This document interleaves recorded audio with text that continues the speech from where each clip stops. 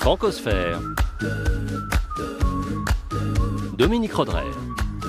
Bonjour et bienvenue dans cette nouvelle Francosphère, à l'heure où d'autres quittent la scène pour prendre leur retraite. Le duo Domino Kaori se lance à la conquête de Paris. Les Simon et Garfunkel calédoniens Thierry Folché et Alexis Diawari viennent nous présenter leur premier CD de chansons françaises et métissées aux îles Fortunées.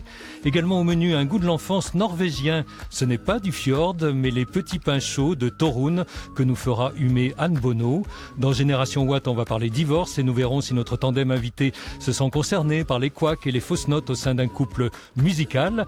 Et enfin, dans Speak French, Jean-Marie Chazot se demandera comment la candidature de Paris au JO 2024 en est arrivée à accoucher d'un slogan en anglais pour caramel et pizza.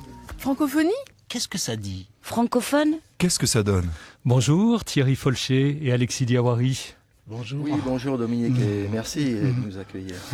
C'est avec plaisir, vous êtes tous les deux calédoniens, l'un kanak, l'autre caldoche, et vous constituez le groupe Kaori qui bénéficie de renforts musicaux de poids, on en reparlera. Mais d'abord la francophonie, ça donne pour vous Thierry Folché des chansons en français sur des rythmes américains, du nord et du sud. Est-ce que la langue française se prête bien à cette musicalité-là ? Parfaitement. C'est un outil qui est malléable. Je crois qu'on a beaucoup de préjugés sur la langue française. On l'imagine comme étant un moyen assez rigide, assez difficile à plier. On la trouve atone, généralement, on a tort ? On a tort parce qu'elle intègre très bien les rythmes divers. Les Africains l'ont prouvé. Il y a une musique francophone qui est rythmée. Je crois qu'il y a beaucoup de préjugés. Ça serait long d'en parler en détail. Mais nous avons choisi le français puisque c'est une langue qui porte très bien les notes, qui se marie très bien avec les notes, oui, et les rythmes. Et Alexis Diawari, vous n'auriez pas été tenté d'introduire un peu de langue de Kanala dans ce répertoire ? Non, c'est assez compliqué le dialecte de Kanala.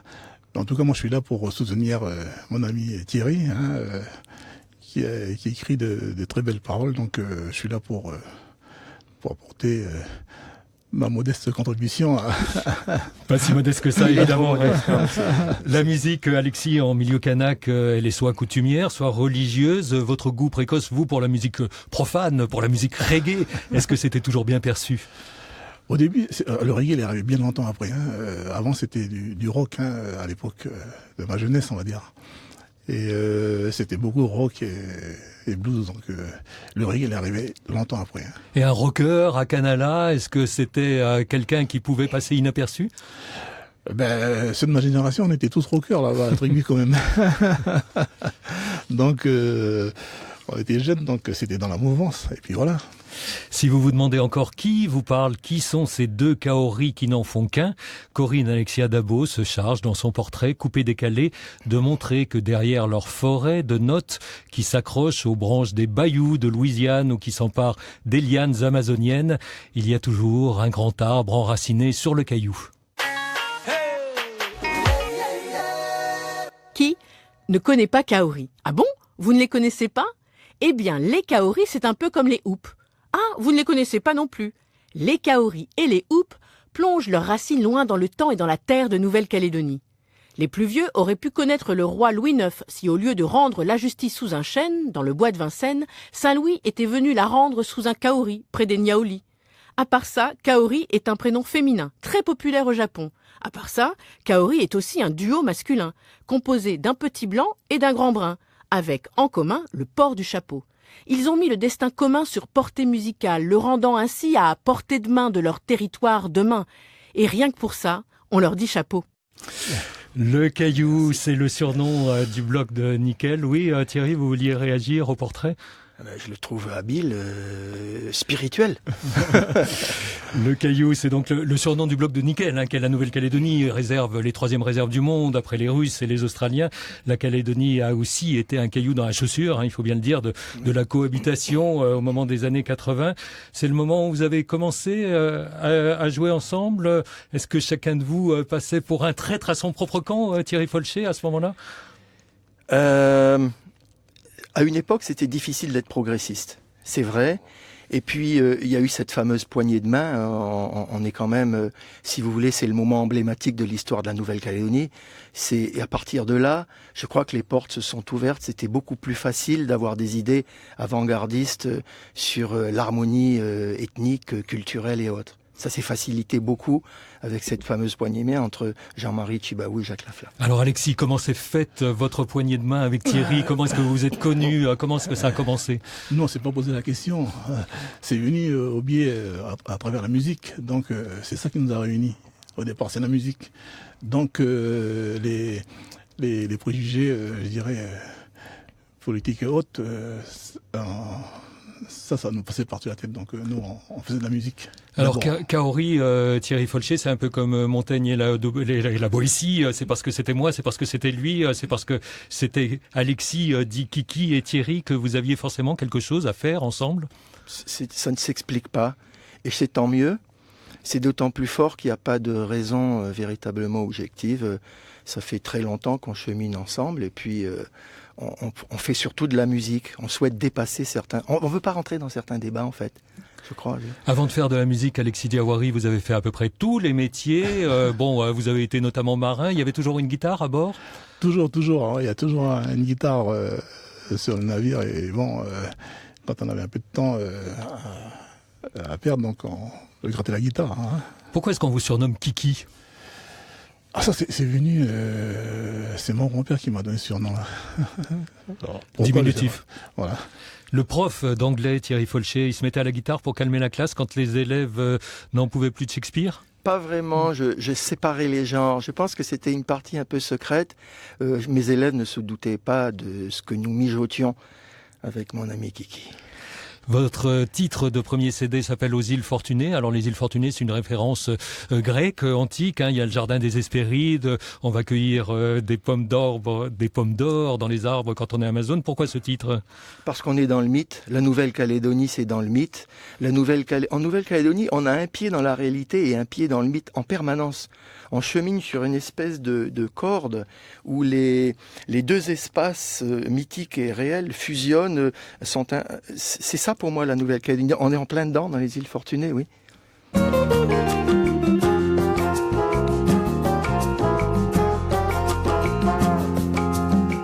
Que tu sois blanc, que tu sois noir, ça n'a vraiment pas d'importance.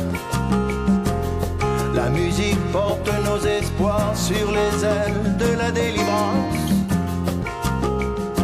Oh, ma chanson, elle est métisse, un peu vanille, un peu réglisse.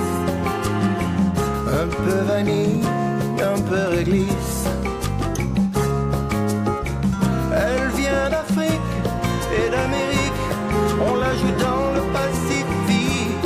Je sais, mon pays, c'est ici. Oh, oh, oh, je sais, mon pays, c'est ici.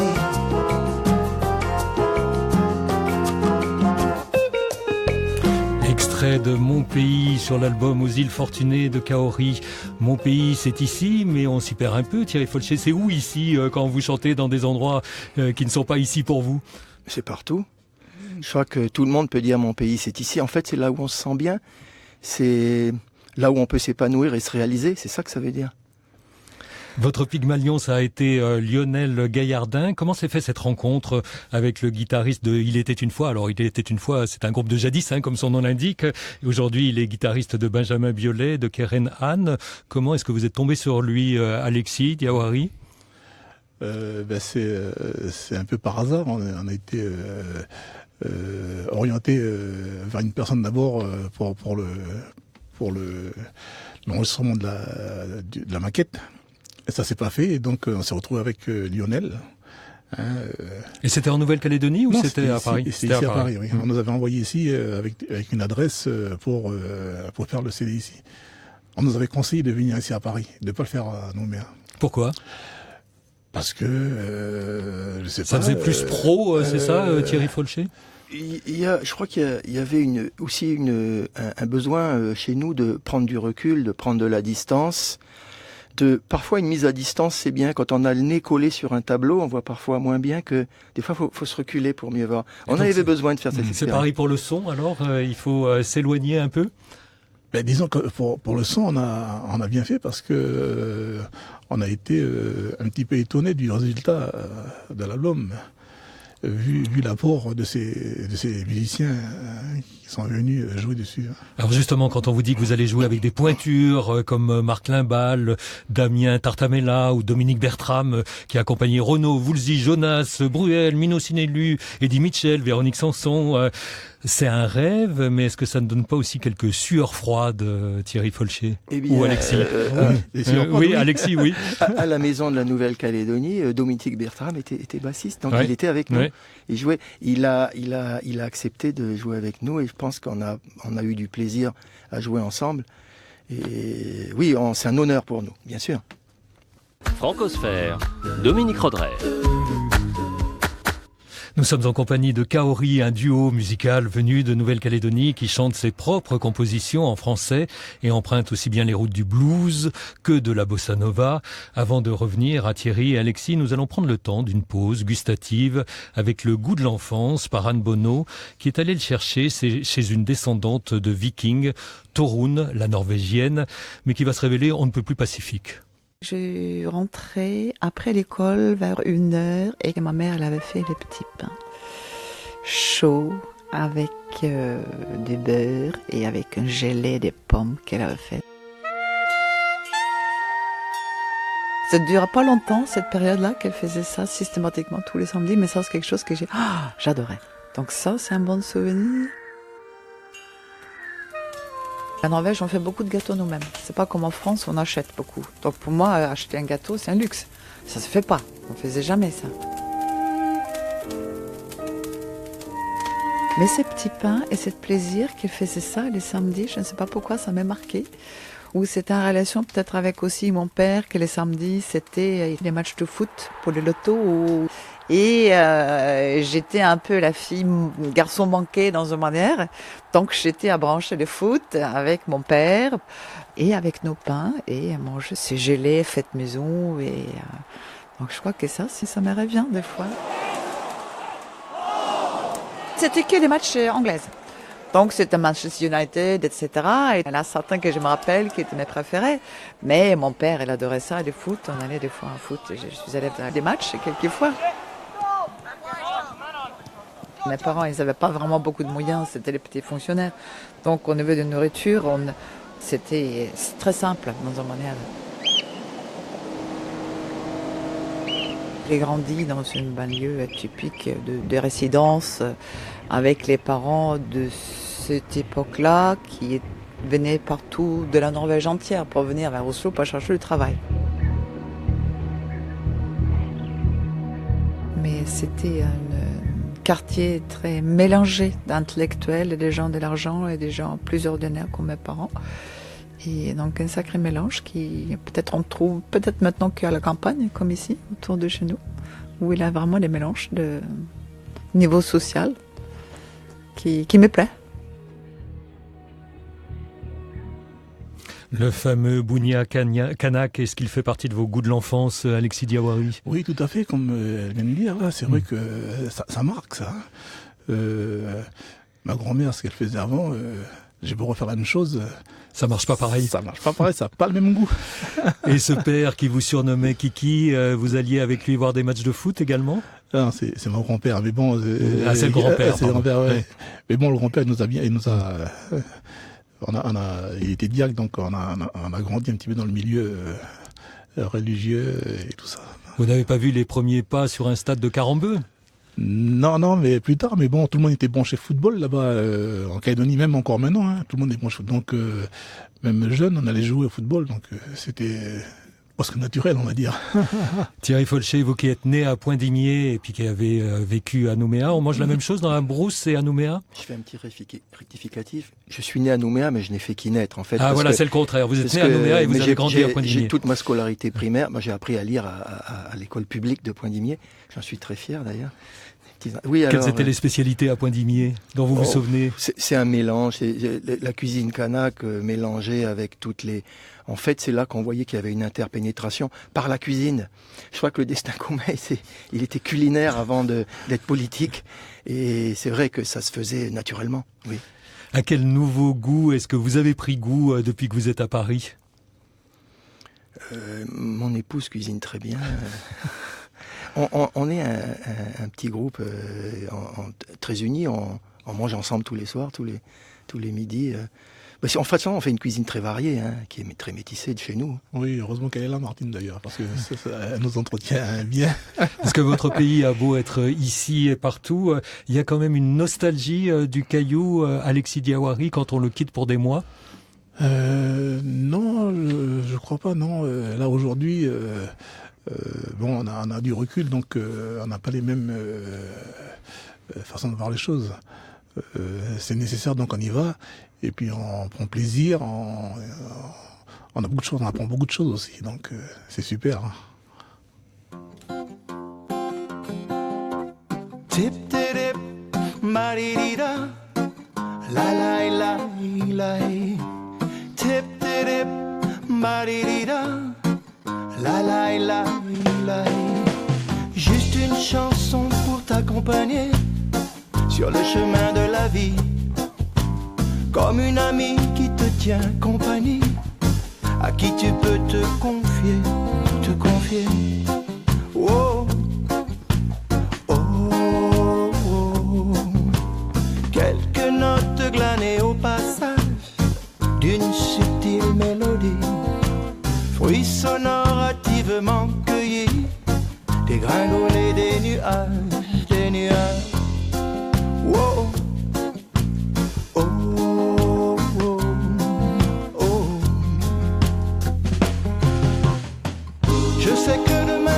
Partira sans un adieu, ainsi c'est mieux. Je sais aussi que tu reviendras, je l'ai lu dans tes yeux.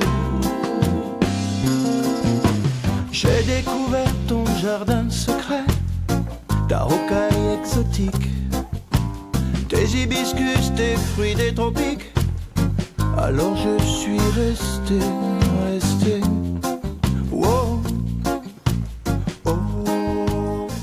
Nouvel extrait de Kaori, juste une chanson. Comment vous entendez-vous, Thierry Folcher, quand votre voix est sur disque comme elle l'est à l'instant? Au début, c'était une surprise. Et puis après, on n'y fait plus attention. On se demande, à la limite, ça me paraît étranger. Et c'est une impression de dédoublement. Oui, c'est une impression assez étrange. Puis après, on s'y fait, on s'y habitue. Et Alexis Diawari à la guitare, est-ce que ça fait le même effet d'une part? Et d'autre part, le Thierry Folcher que vous entendez vocalement sortir comme ça d'un disque, est-ce que c'est le même que celui que vous avez à côté de vous quand vous vous produisez ensemble? C'est vrai qu'à la sortie de l'album, ça a été un choc, mais dans le bon sens. Donc, écouter ça, c'était vraiment un plaisir et on s'y retrouve. Donc, maintenant, j'ai l'impression de mieux le connaître. Au début, Thierry, je me disais que les paroles pouvaient s'adresser à un de vos enfants qui aurait décidé de partir pour voler de ses propres ailes. Et puis, rapidement, on entend qu'il s'agit d'une relation amoureuse. L'inspiration, elle vous vient de moments vécus? Principalement. J'espère qu'on ressent quand même, puis vu notre expérience maintenant, que c'est enraciné dans le terreau de l'expérience humaine, on va dire. On essaie d'être authentique, on essaie de sonner vrai et juste, et j'espère que c'est ressenti comme ça. Oui. C'est ressenti comme ça. Vous portez tous les deux un chapeau. On l'a dit tout à l'heure, chapeau sur scène, chapeau même dans ce studio. C'est par peur d'attraper la grosse tête, Alexis? On a changé de taille. Oui, voilà. Oui, il faut à chaque fois l'élargir. Non, c'était pour des raisons, on va dire, d'image.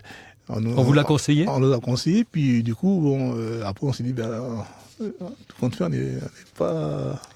on est bien comme ça. Ouais, et puis on pourrait jouer sans, peut-être. On verra, oui. Peut-être on les enlèvera, on verra. Je parlais de vos enfants. Comment est-ce qu'ils voient votre carrière musicale sur le tard, un peu, Thierry Folcher?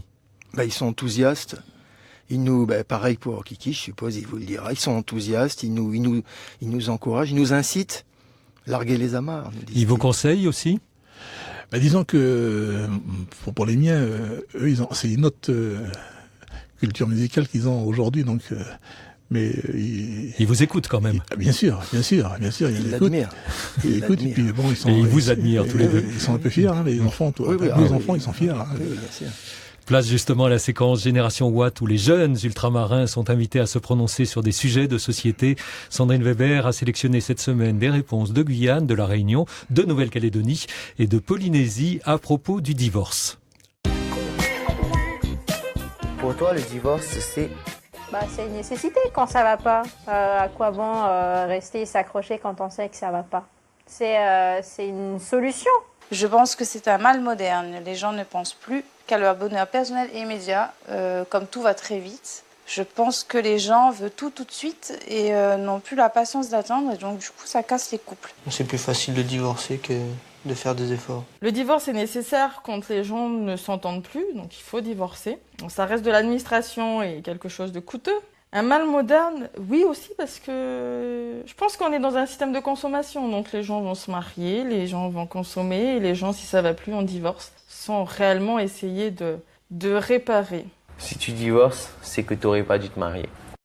Dans un duo musical, est-ce qu'il y a le type de tension, de brouille, de réconciliation qui peuvent exister dans un couple, Alexis Diawari ? Non, on s'entend très bien. Il n'y a pas de nuage. Donc, alors vous avez pris le temps de très longues fiançailles, il faut dire, musicales, avant de donner naissance à votre premier CD. Ça veut dire que vous êtes sûr que votre partenaire est le bon, que ça va pouvoir continuer avec lui pour la vie, Thierry Folcher ? Oui, bien sûr. Moi, je connais suffisamment maintenant. Et puis, on n'est pas sur des logiques de rivalité. Entre nous, il n'y a pas d'ego, vous voyez. On est sur des complémentarités. Il prend pas ma place, je prends pas sa place. On se complète harmonieusement. Moi, je suis très, très heureux d'être avec Kiki, oui, bien sûr. Alors vous qui êtes le chanteur, compositeur, auteur, pourquoi avoir choisi finalement la formule du duo quand même, malgré tout ? Un duo, c'est simple. D'abord, la base, c'est nous. Après, on peut agréger des musiciens. On avait un harmoniciste qui pouvait venir, et ça marche très bien d'ailleurs. Donc on est 2, on peut être 3, on peut être 5, on peut être à la MNC, on était 5, ça marchait bien aussi. C'est nous la base. Alexis Diawari, vous aviez connu d'autres expériences musicales avant Kaori, avant Thierry Folcher ? Oui, au pays, à Nouméa, on tournait dans les petits bars avec d'autres groupes d'ailleurs, que je salue au passage, s'ils écoutent. Les copains là-bas, on tournait dans tous les bars qu'il y avait à la Baie Citron et autres, donc depuis un moment aussi avec eux. Comment ça se passe, la scène musicale en Nouvelle-Calédonie ? Quelle vie est-ce qu'elle a aujourd'hui, Alexis ? C'est assez dur, c'est un peu compliqué là-bas. Disons qu'on n'en vit pas de la musique à Nouméa. C'est vraiment difficile. Mais bon, ça reste un petit pays où les gens ils aiment sortir, faire la fête et la musique aussi. Donc c'est un moyen plutôt de se distraire que de subvenir à ses besoins financiers, je veux dire. Et débarquer d'aussi loin pour essayer de faire son trou dans la capitale, son trou dans l'Hexagone, est-ce que c'est facile aussi, Thierry Folcher ? On prend le temps. On n'arrive pas en tant qu'arriviste. On prend la mesure de la situation. On va progressivement. On prend le temps de construire notre projet sans précipitation, et on n'a pas de motivation ordinaire, on va dire. On termine comme d'habitude avec le Speak French de Jean-Marie Chazot, en forme olympique pour se prendre au drôle de slogan de la candidature de Paris pour 2024. Paris 2024. Made for sharing. 3 mots d'anglais pour obtenir les Jeux, une ânerie, a dit Bernard Pivot, tandis que l'Académie française exprimait sa réprobation en se moquant au passage de ce slogan déjà utilisé lors de campagnes publicitaires pour des pizzas à découper, mais pas seulement. Quality Street, made for sharing. Disait une vieille pub pour les bonbons Quality Street ou plus récemment pour des biscuits de Cadbury. Deliciously Moorish Cadbury Snaps, made for sharing. En français, le slogan sera « Venez partager », mais on ne l'a pas vu écrit sur la Tour Eiffel où seul « Made for Sharing » s'affichait le jour de sa présentation et où même la maire de Paris, Anne Hidalgo, a parlé en anglais. Yes, Paris is a city of hope for young people, for the next generation. For the sharing generation. Le but est de s'adresser au monde entier, mais il n'y a plus que Los Angeles en lice face à la capitale française avec ce slogan « Follow the sun », suivez le soleil, un symbole finalement plus universel et bien plus partagé que la tour Eiffel anglophone du logo de Paris 2024. Alors, je ne sais pas comment l'ancien prof d'anglais note la prononciation de la maire de Paris, Anne Hidalgo, mais Thierry Folcher, vous qui êtes aussi amoureux de la langue française, qu'est-ce que vous pensez de ce slogan en anglais pour la candidature Paris 2024 ? J'ai répondu quand vous m'avez interrogé sur mon choix du français. Le français fait très bien l'affaire. On peut très bien utiliser un slogan. D'autant plus que, là encore un préjugé, le français a la cote à l'étranger et un slogan français passerait très bien. Bon, on a eu plein de slogans en français pour des marques très connues. On va pas le citer là. Vous auriez eu une idée à leur suggérer pour Paris 2024 ? Une idée, pas vraiment. Faudrait y réfléchir. Faudrait y réfléchir, mais franchement, c'était pas nécessaire d'en arriver là, quoi. Comment est-ce que vous expliquez que la Nouvelle-Calédonie résiste aussi bien sur le plan linguistique entre les deux mastodontes anglo-saxons que sont l'Australie et la Nouvelle-Zélande ? Le français, c'est une garantie de diversité culturelle et linguistique. La francophonie porte cette garantie face quand même à une menace. Sont nos amis, qui sont australiens, sont nos amis. Mais malgré tout, il y a quand même ces mastodontes que vous disiez qui représentent quand même une menace d'uniformisation. On pèse pas grand-chose. Oui, le français nous garantit notre diversité. Oui. Alexis Diawari, quand vous écoutiez Carlos Santana, Carole King, qui ont affermi votre vocation musicale, est-ce que les paroles anglaises, donc du coup, de leurs chansons étaient importantes pour vous ? C'était plutôt le son qui était plus important, parce que je parle pas l'anglais, donc c'était plutôt le son et les rythmes qui me parlent plus. Et du son et du très bon, il y en a dans Kaori, aux îles Fortunées, leur CD qui est sorti et qui est à écouter, à se procurer. Merci à tous les deux, merci Thierry, merci Alexis. Merci également à Corinne Alexia Dabo, Anne Bonneau, Sandrine Weber, Jean-Marie Chazot et Nicolas Palcossian. Merci Dominique. Merci.